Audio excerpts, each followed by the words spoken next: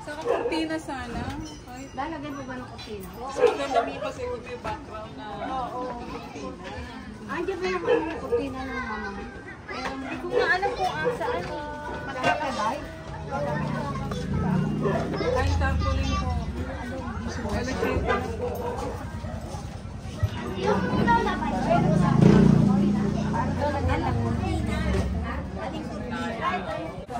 Magandang gabi mga kabrad.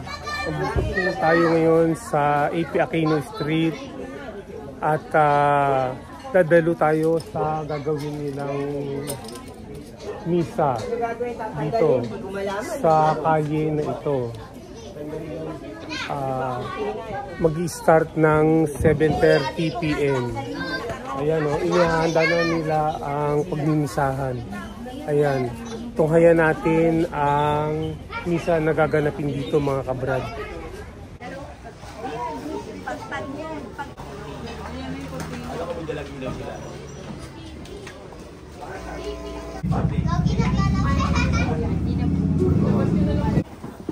Si Aling Baby.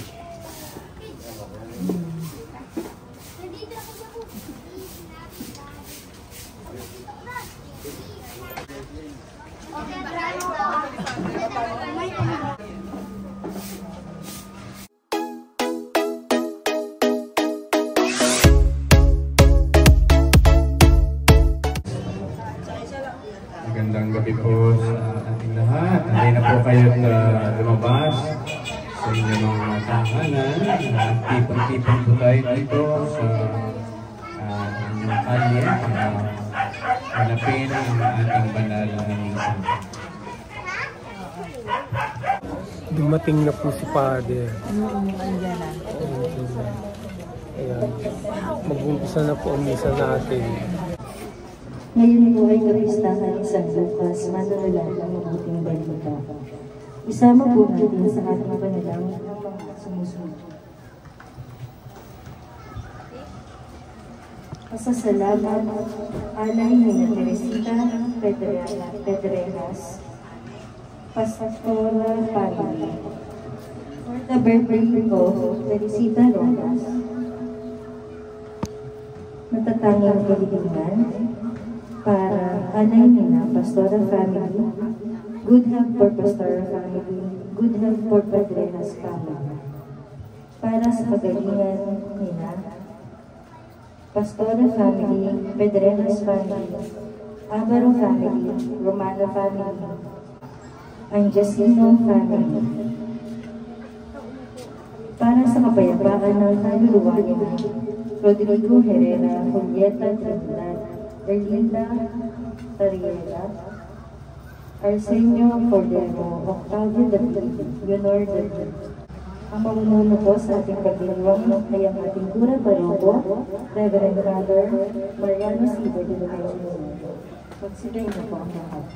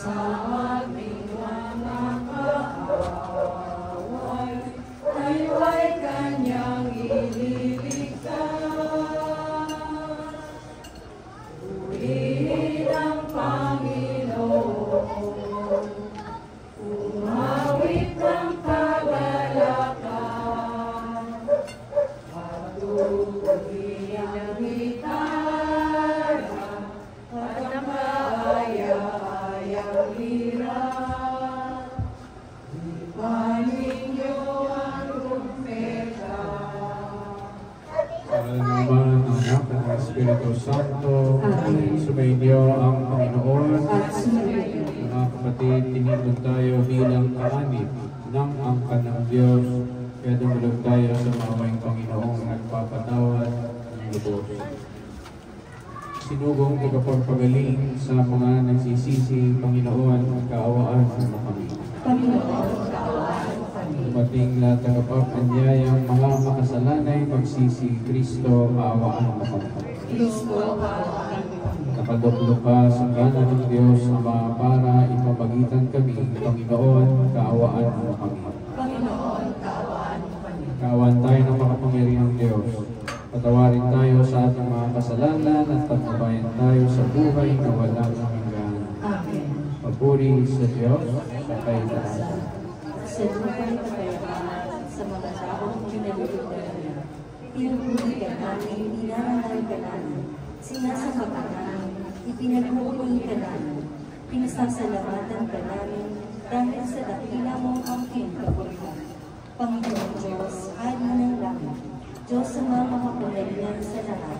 Panginoon Ama, maawa ka, ikaw lamang ang Panginoon, ikaw lamang o Jesucristo ang kataas-taasan, kasama ng Espiritu Santo, sa kadakilaan ng Diyos Ama. Amen. Manalangin tayo.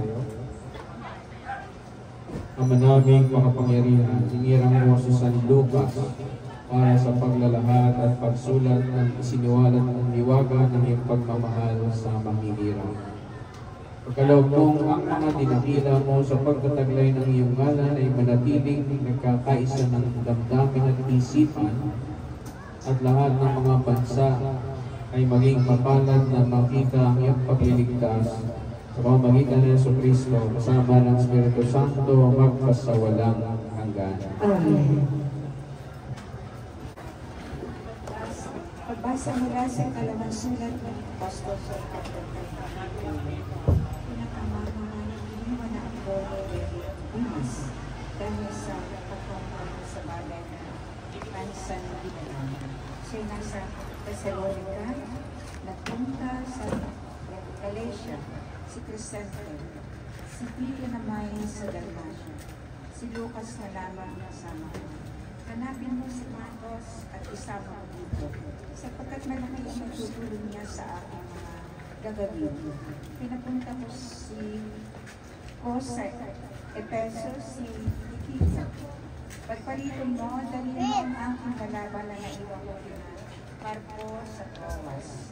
Ganito rin ang ko, lalo na sa iyong yari sa Pergamino. Napakasama na ginawa sa amin ni Alejandro Panday Panso. Ang Panginoon ang magpaparusa sa kanya ayon sa kanyang ginawa. Mag-ingat ka sa kanya sapagkat tutulong siya sa ipinangangarap natin. Walang sumama sa akin ang unang ako humarap sa pupunan. Pinabayaan nila akong mag-isa. Patawarin nawa sila ng Diyos. Ngunit pinagbayan ako ng Panginoon at binigyan ng lakas upang ipangalaw sa buhay ng salita ng Diyos. Salamat sa Diyos. Sa mga kagastas ng mga tao, dakilang paghahari mo. Kalastas ng mga tao, dakilang paghahari mo. Mapupuling lahat sa iyo, bukuon ng iyong magalang. Lahat ng nilikha ay tumingin ka kasasalinapan. Babang hindi ang buhay na dakila ang kaharian at ibabalikan kung ang dakila ang pagkakamali. Kalastas ng mga tao, dakilang paghahari mo. Kailangan lugar upang makalastas ng lahat ng tao. Mababalik nila ang kadakilaan ng paghahari mo. Ang paghahari mo ni sadyang walang hanggan, hindi magbabago. Kalastas ng mga tao, dakilang paghahari mo. Matuwid ang Diyos sa lahat ng bagay niyang ginagawa. Kahit anong gawin ay kalapit doon ang mag-aawa. Siya'y nakikinig at handang tumulong sa lahat ng tao. Sa sino ng tao ang pagtawag sa kanya ay tapat. Kalastas ng mga tao, dakilang paghahari mo. Magsabay na pang lahat upang mabibigala sa mabuting pagkakata.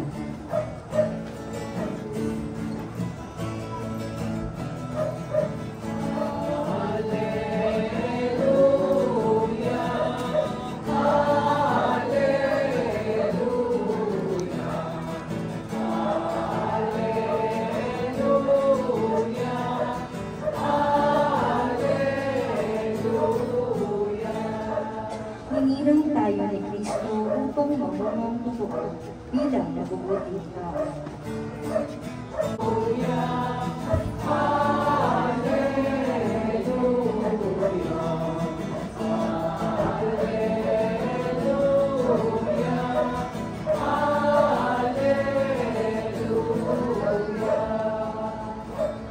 Sumainyo ang Panginoon.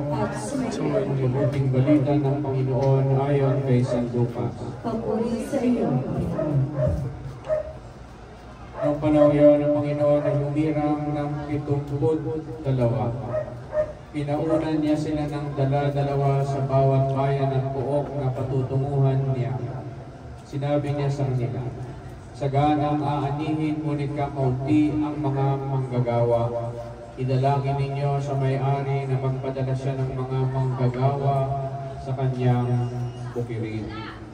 Umayo kayo, sinusuko kayong parang mga kordero sa gitna ng mga asong gubat. Huwag kayong magdala ng lumbutan, supot o panyapak. Huwag na kayong titigil sa daan upang makipagpatian kanino man. Pagpasok ninyo sa alinmang bahay, sabihin muna ninyo, maghari nawa ang kapayapaan sa bahay na ito. Kapag may bigin sa kapayapaan ng nakatira roon, sa kanila ang kapayapaan. Ngunit kung hindi sila magkakamit nito, manatili kayo sa bahay na inyong tinutuluyan. Kanin ninyo at inumin ang anumang idulot sa inyo, sapagkat ang manggagawa ay may karapatang tumanggap ng kanyang upang. Huwag kayong magpapalipat-lipat ng bahay. Kapag tinanggap kayo sa alinmang bayan, kanin ninyo ang anumang ihain sa inyo. Pagalingin ninyo ang mga may sakit doon at sabihin sa bayan, nalalapit na ang paghahari ng Diyos sa inyo. Mga kapatid, ang mabuting balita ng Panginoon. Pinupuri ka namin, Panginoon Jesucristo. Magandang gabi po sa inyo lahat, mga kawan, Ortin, kawan ni San Martin de Porres, at siyempre po, linawin natin kaagad na ito pong kawan na ito ay binubuo ng mga residente ng Barangay 1. Palakpakan at purihin natin ang Panginoon sa ating pagparaos ng misa, pagdadala ng misa dito sa inyong kalye. Hindi na po kayo kinakailangan pumunta pa ng chapel para magsimba. Hindi na po inyo kinakailangan maglakad papunta sa parokya para magsimba. Ang misa nang lumalapit sa inyo. Amen? Ang simbahan na lumalapit sa inyo. Amen? Ang biyaya na ang lumalapit sa inyo. Amen?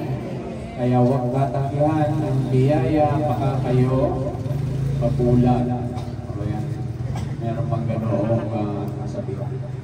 At nararapat lamang na gawin po natin ito dahil ngayon po ay kapistahan ng isa sa pinakadakilang misyonero ng ating simbahan. Sa katunayan, siya na, dito po sa ating binasa sa unang pagbasa, siya na lamang yung naiwang kasama ni San Pablo, who was probably the greatest missionary in the church.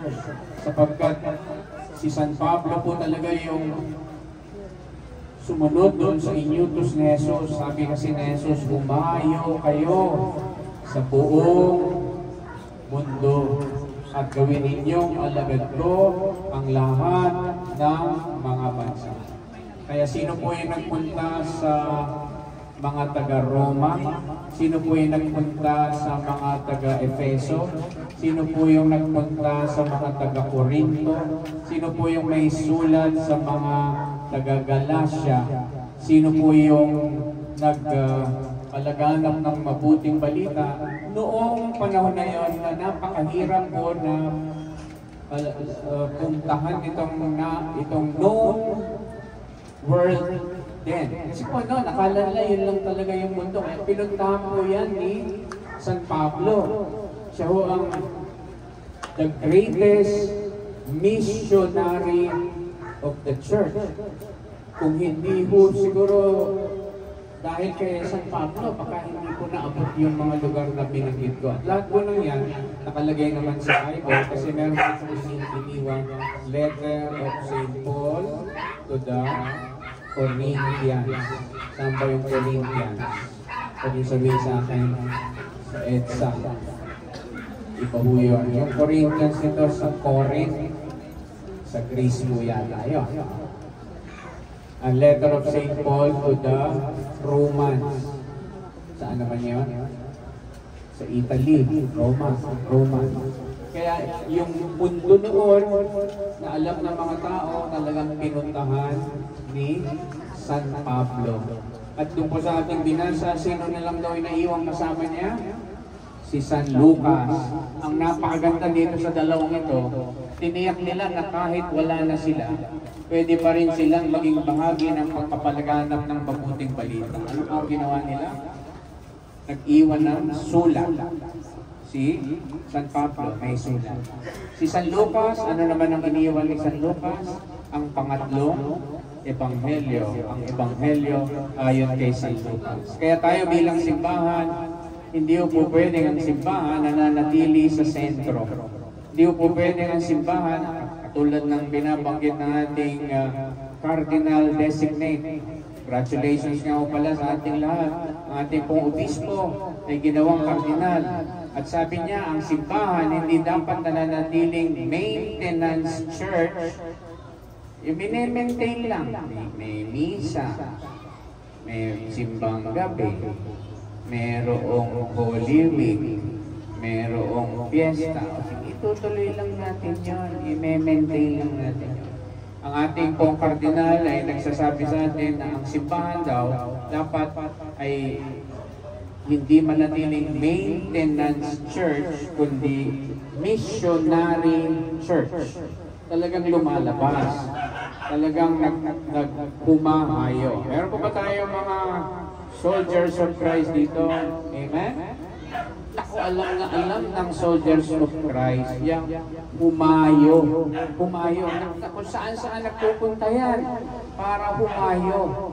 At bago humayo yan, nagpukumpisal pa yan sa akin. Bago humayo yan, nagpa-pray over pa sila sa akin. Kaya naman nakita ninyo, napaka-mabunga. Ang dami ho nilang naaani. Sabi sa ating ebanghelyo, masagana ang ani, ngunit kakaunti ang manggagawa. Kaya magdasal daw tayo para magpadala ang may-ari ng anihan ng marami pang manggagawa. Lalong-lalo na dito sa inyong lugar. Sapagkat hindi na po tayo dapat umaasa sa iba. Ang ating pong struktura ngayon ng ating parokya ay meron tayong kanya-kanyang kawan. At ang kanya-kanyang kawan sana ay magkaroon ng sapat na manggagawa. Upang doon sa kawan na yun kayo ang susuyo. Upang sa kawan na yun kayo ang magbabahay-bahay. Upang sa kawan na yun kayo ang hahayo. Upang sa kawan na yun kayo ang magmimisyon. Kaya nga po, napakahalaga, pipili talaga tayo ng mga mamumuno sa atin upang may pagpatuloy ang gawain ng simbahan ni San Pablo at ni San Lucas at talaga namang, alam po niyo, ang dalawang huling ginawang kardinal ng simbahan ay may parehong katangian. Isa si Cardinal Jose at Vincula, Cardinal po ng Maynila, at siyempre po ating Cardinal Ambo David. Pinag-aaralan ko mabuti mo, bakit pa ginawang Cardinal? Siyempre, bukod sa talagang napakagagaling po ng mga yan, napakatatalino po ng mga yan, napaka mga brilliant mga utak ng mga yan. Nakita po ng ating Santo Papa yung programa nila sa kanilang mga diocese. Bago po nalipat si Cardinal at Vincula sa Maynila, galing po yan sa probinsya, sa Visayas. At doon po sa Visayas, naulat ako, meron siyang programa doon. Nakatulad din ang programa naman ng ating obispo dito sa Diocese of Caloocan. Ano po yung meron doon si Cardinal at Vincula na meron din dito ang ating obispo? Meron po siyang mga mission station. Kasi nga po, si Bandero naaabot yung mga nasa laylayan, yung mga nasa dulo, yung mga nasa periphery, yung mga nasa malalayo na hindi naabot ng araw. Paano natin inaabot yung mga malalayo sa parokya? Sa pamamagitan ng kapilya, ang tawag po natin doong araw ay bisita. Kasi nga po, binibisita yun ng pare dahil malayo eh. At sa pamamagitan na naaabot. Pero katulad ngayon, nasaan yung bisita natin nandoon? Minsan, hindi na rin tayo naaabot. Kasi parang naging sentro na rin siya. Kaya kailangan lang kahit bisita, kumahayo pa rin, nagmi-mission pa rin. Dito po sa ating diocese, ang ating obispo ay mayroong 20 na mission stations. At siguro alam na alam niyo yan kasi kapitbahay niyo lang yung mga mission station. Pero ipunin niyo, malapit kayo sa San Roque Cathedral, kaya ngayon ko sa inyo, akala nung kayo kabilang. Pero saan po kayo ng Sacred Heart of Jesus? Sa San Roque Cathedral lang po, ilan ang mission station dyan na itinatag ng ating obispo. Napakalapit lang mo ng San Roque, pero merong mission station dyan sa DM. Napakalapit lang mo ng San Roque, pero merong mission station dyan sa Julian, Felipe. Mga madre po yata dyan, mga Vietnamese pa eh, parang mga Chinese. Napakalapit lang po ng Sabalo, pero merong mission station dyan, may mga madre Mexicano. Napakalapit lang po nung Sacred Heart Mission Station ni Father Willie, na sa ibaba lang po yun ng dating City Hall. Pero meron pong mission station doon. Napakadali para sa mga tao pupunta sa cathedral. Pero meron pong mga satellite na para bang nagpapalagana, nag-e-extend ng presensya ng simbahan sa mga malalayo na. Dito po sa ating parokya, ating ginagawa yan sa pamamagitan ng mga kawan. Kaya napakahalaga po ang kawan. Kapag magagaling at masisipag ang naging officer natin sa kawan, ako talaga namang masusuyod ng gusto ang mga tao. Kapag sila'y halimbawa ng pamumuhay Kristiyano at ng mabuting pag-uugali, napakarami nilang maaakit sa Panginoon. At talaga namang magiging tulad sila ni San Lucas. Hindi po kinakailangan pumunta dito ni San Diyos sa bawat isa sa inyo dito sa barangay 1. Kaya nga, sigurado po ako, tama ang ating ginagawa. Kasi ginawa ni Cardinal ang Vincula sa Visayas. Kasi ginawa ni Cardinal Designate Pablo Virgilio David dito sa Diocese of Caloocan. Kaya sigurado tama ang ating ginagawa. Imbis na yung misa ko, kasi nga nasa kali po tayo. Pero ito po kinakailangan natin gawin upang ipakita ang simbahan, hindi yun dapat humihinto na mag-mission. Yan si San Lucas. Pero pangalawa, ang palagi ko ay napakagandang balita po nito. Kilala niyo ba talaga si San Lucas? Alam ba niyo yung hospital na St. Luke's? Alam ba niyo yung hospital? Nagpupunta ba kayo doon? Mahal doon. Napakamahal doon sa hospital na yun. Pero hindi pa kayo nagtataka bakit ang pangalan ng hospital na yun ay St. Luke? Kasi po, si San Lucas ay isang manggagamot, doktor. Physician po siya. Bukod siya ay magaling na nagsulat ng Ebanghelyo, siya po ay assistant ni San Pablo at siya rin po ay isang physician, manggagamot. Kaya sa misa pong ito, dinadala natin dito ang mabuting balita at ang pag-ibig ng Diyos at nais din po natin dalhin ang pagpapagaling ng Diyos sa pamamagitan ni San Lucas. So isama po ninyo, isipin po ninyo sa ating misa lahat ng mga sakit. Simulan natin sa kalingkingan. May sakit sa paa, sa legs, sa tuhod, sa tiyan, sa puso, sa baga. Meron ba? Lahat po, no? I-survey po natin yan hanggang sa ulo. At kung ano man ang ating mga nararamdaman, lumapit tayo kay San Lucas. Hindi po yung St. Luke's na hospital, malayo sa atin yun. Saka medyo wala tayong pera. Meron ba naman charity? Meron naman din charity ward. No? Yan naman ang kagandahan dyan sa mga hospital yan. Siyempre talagang mahal po. No? Lalo na kung mapunta ko kayo doon sa hospital sa PGC. Minsan napunta ko ako, hindi naman ako nag-hospital. Meron lang ako akong dinala. At Kung pagpasok ko doon sa ospital, hotel ba ito? Magaganda po. Parang hotel. Sabi ko, naku, mga mayaman talaga ito. Di ba po tayo makarating doon? Si St. Luke, si San Lucas, na ating pong binugunita ngayon ay isang manggagawa. Taas po natin sa Diyos sa pamamagitan ng panalangin ni San Lucas. Lahat ng ating mga sakit, mga naramdaman sa ating katawan, manalig po tayo. Yan ay bahagi din ng pagpapalaganap ng mabuting balita. Sabi po doon sa ating binasa, at yun ay bahagi din ng gawain ng mga misyonero.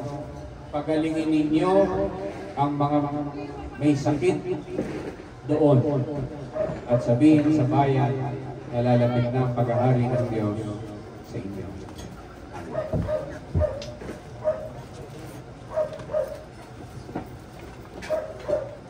Apat na kaibigan at kasama ni San Pablo, binigyan tayo San Lucas ng isang ebanghelyo mayaman sa mga salaysay. Nalangin tayo sa Ama sa pamamagitan ng pagmamahal ng tagapagligtas na inihahayag sa ebanghelyo ni San Lucas.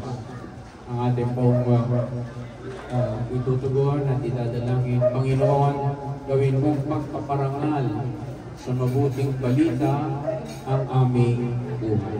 Panginoon, gawin mong pagpaparangal sa mabuting balita ang aming buhay.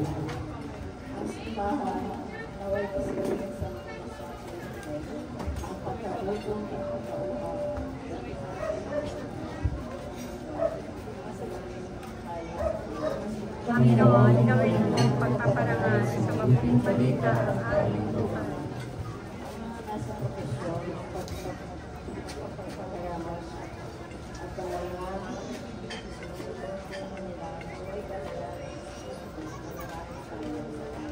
Panginoon, gawin mong pagpaparangal sa mabuting balita ang aming buhay.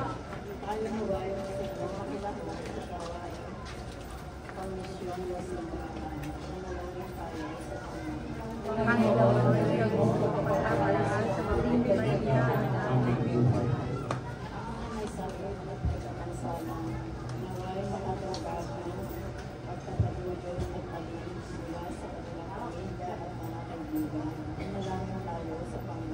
Panginoon, gawin mong pagpaparangal sa mabuting balita ang aming buhay.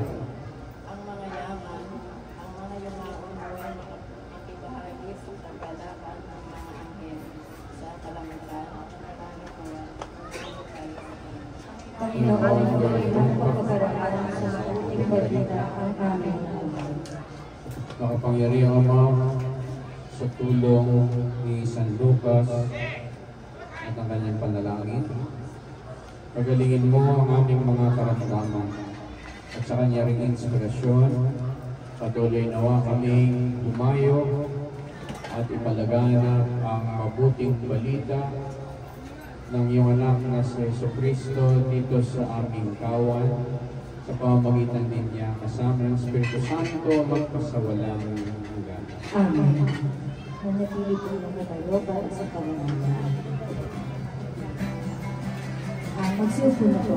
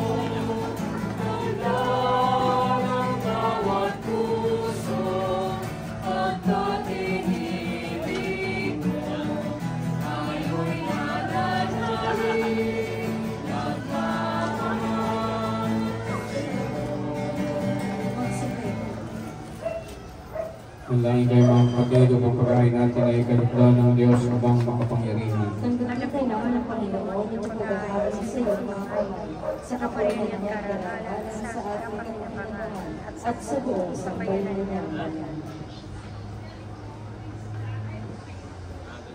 Manaming lumikha sa mga kaloob na buhat sa iyo, pagbigyan ng kami kusang makapagpagkain upang ang mga alay na inihandog namin ngayong kapistahan ng San Lucas ay magdulot sa amin ng kagalingan at kadakilaan.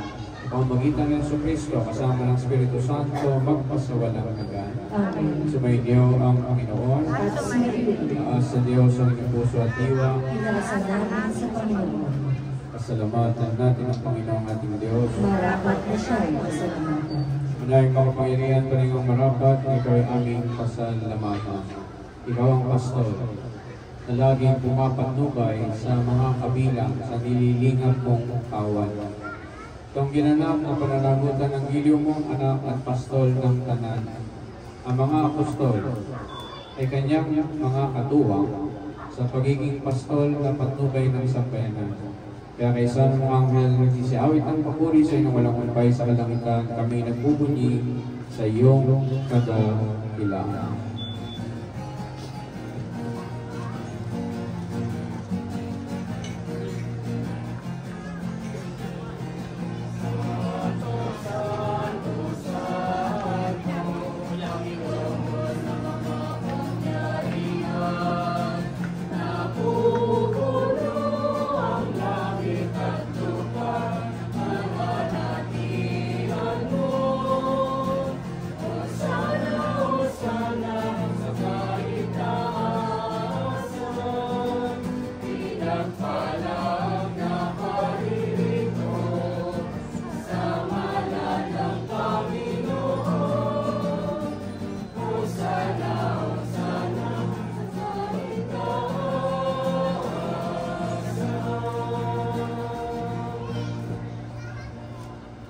Maraming banal, ikaw po kanatan ng kabanalan kaya't sa pamamagitan ng iyong Espiritu kayong banal na mga kaloob na ito kung para sa amin ay maging katawan at dugo ng aming Panginoong Jesucristo. Bago niya pinagtiis ang pusong loob na maging mundo, ginawa kanya ang tinapay, panisalamatan ang kanya, pinagati-ati niya yun, niya bot sa kanyang mga nagad at sinabi, tanggapin ninyong lahat ito at kanin. Ito ang aking katawan na ihandog para sa inyo.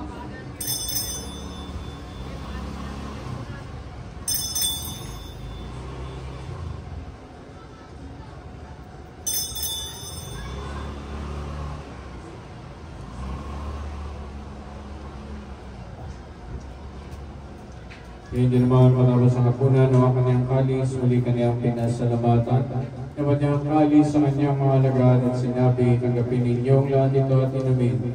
Ang kalis ang aking dugo ng bako at walang hanggang tipan. Ang aking dugo ay bubuhos para sa inyo at para sa lahat sa kapagpapatawad ng mga kasalanan. Gawin ninyo ito sa pag-alala sa akin.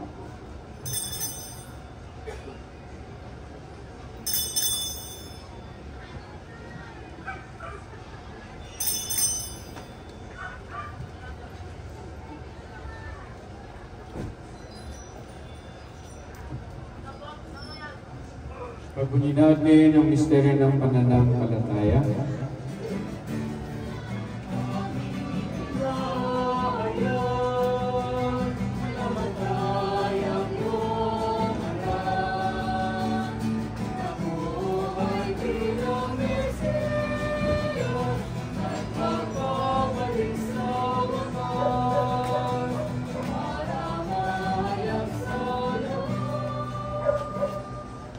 Mga ginagawa namin ngayon, pag-alala sa pagkamatay at muling pagkabuhay ng iyong anak, kaya niyalin namin sa iyong tinapay na nagbibigay buhay at ang kalis na nagkakaloob ng kaligtasan.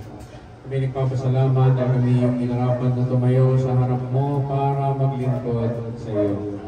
Sinasama namin kami ng magsasalusalo sa katawan ng dugo ni Kristo yung mabuklod sa pagkakaisa sa pamamagitan ng Espiritu Santo. Amalingapin mo iyong simbahang laganap sa buong daigdig. Puspusin mo kami sa pag-ibig kay isa ni Francisco na aming Papa, ni Pablo Virgilio na aming Obispo at ng Tanang Kaparian. Alalahanin mo rin ang mga kapatid naming naiblay na may pag-asang sila'y muling mabubuhay, gayon din ang lahat ng mga pumanaw.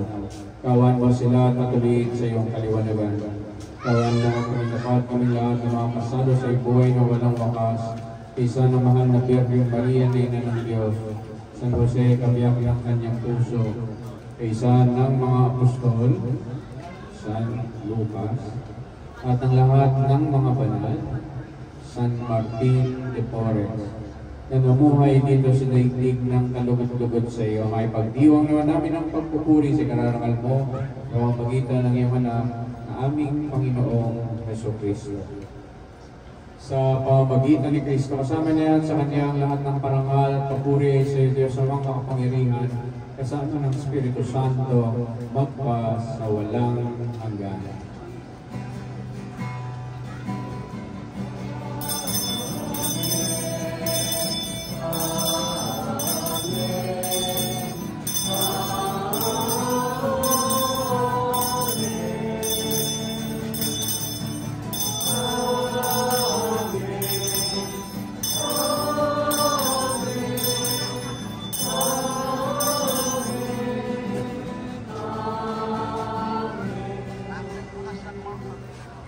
Sa tagbili naman ang gagaling na utos sa turo ni Jesus ng Panginoon natin at Diyos, mahig natin ng lakas loob.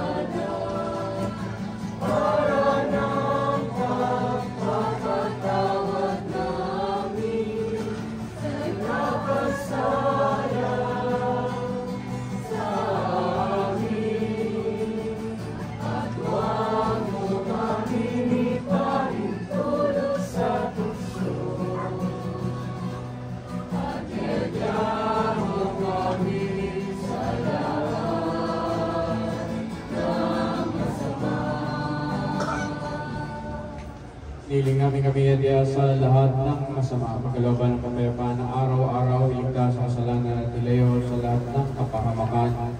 Samantala aming pinananabikan ng dakilang araw ng pagpapahayag ng tagapagligtas namin, si Jesu Cristo.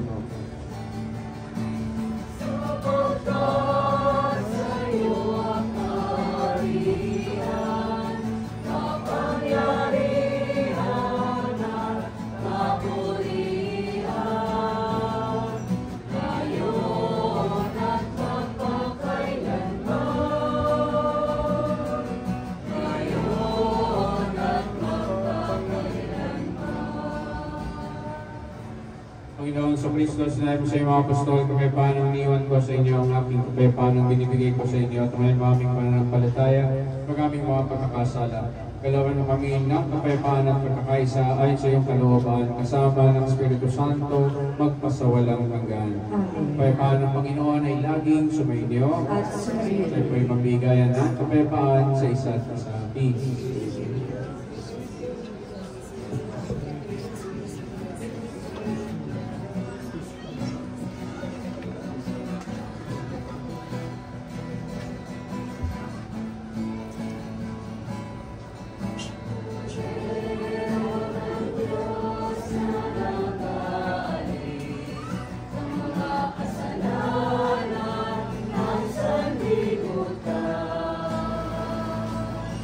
Ah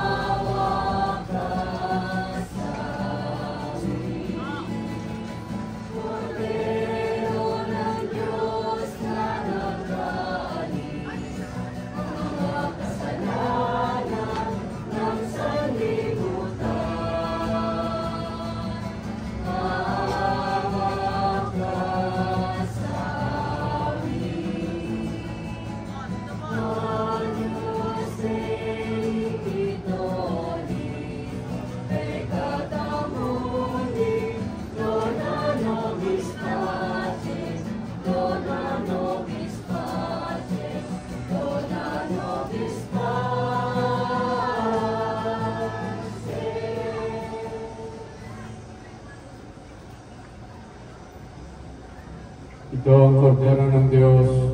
Ito ang nag-aalis ng mga kasalanan ng sanlibutan. Kapala na may nanyayahan sa kanyang piging. Panginoon, hindi ako karapat-dapat na magpatuloy sa iyo. Ngunit sa isang salita na lamang ay gagaling ako.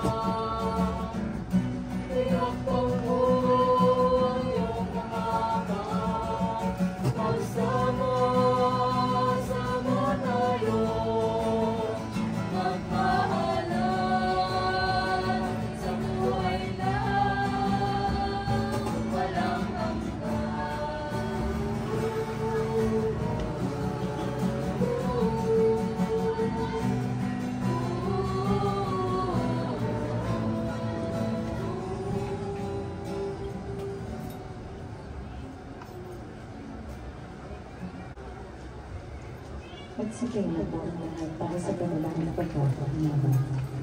Manalangin tayo.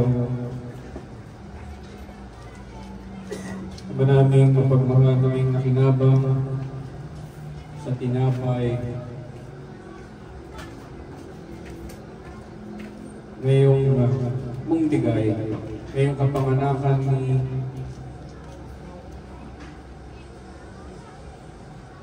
pagkaloob mo ang tinanggap namin sa pagpambanal ay magpabanal at magpalakas sa amin sa pagsampalataya sa mabuting balitang pinangaral ni San Lucas. Pamagitan ni Jesucristo kasama ng Espiritu Santo, magpasawalang hanggan. Amen. Magsiupo po muna ang lahat para sa ilang pagdala at paanyaya.